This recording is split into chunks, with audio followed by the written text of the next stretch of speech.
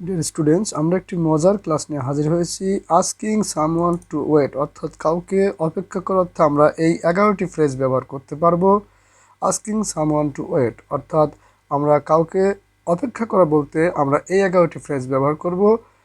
Just wait until, just wait until, অপেক্ষা করো যতক্ষণ না পর্যন্ত আমি ফিরে আসি, অথবা just wait till, just wait till, আমরা এই ফ্রেজটি ব্যবহার করতে পারি। তেমনি ব্যবহার করতে পারি হোল্ড অন, অর্থাৎ একটু অপেক্ষা করো, অথবা ব্যবহার করতে পারি আমরা just a minute, just a minute, অথবা just a second, just a সেকেন্ডে ব্যবহার করতে পারি। কাউকে অপেক্ষা করাতে আমরা এই ফ্রেজগুলো ব্যবহার করতে পারবো।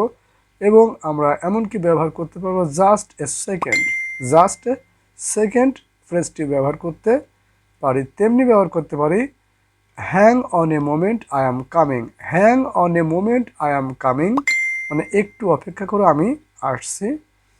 অথবা ব্যবহার করতে পারি not so fast, not so fast, আমরা নট সো ফাস্টকেও ব্যবহার করতে পারি, একটু অরের পরিবর্তে ব্যবহার করতে পারি। অথবা don't be so impatient, don't be so ইম্পিটেন্টও আমরা ব্যবহার করতে পারি, একটু অপেক্ষা করো, ডোন্ট বি সো ইম্পিটেন্ট। অথবা অল ইন গুড টাইমস, অথবা ব্যবহার করতে পারি অল ইন গুড টাইমস।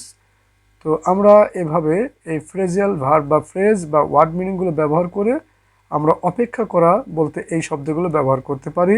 সেক্ষেত্রে all in a good times অথবা half a moment, all in a good times অথবা হাফ এ মোমেন্ট ব্যবহার করতে পারি। তো আমরা জাস্ট এ মোমেন্ট না বলে বা সবসময় জাস্ট এ মোমেন্ট না বলে আমরা এই 11টি ফ্রেজ ব্যবহার করতে পারি আমাদের অপেক্ষা করার ক্ষেত্রে।